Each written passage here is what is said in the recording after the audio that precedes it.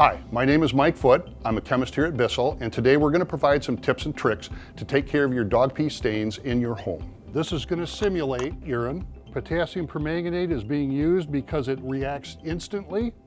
Normally this would take an hour or two for the peroxide chemistry to work. This is going to happen instantly.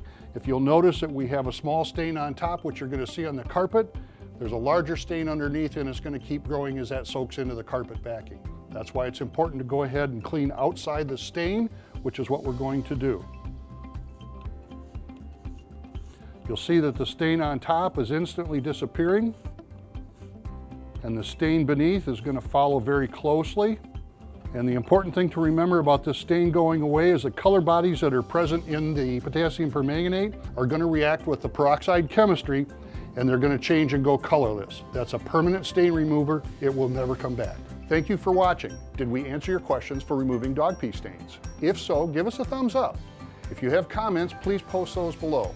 If you enjoyed this video, please subscribe for additional tips and tricks. Thank you.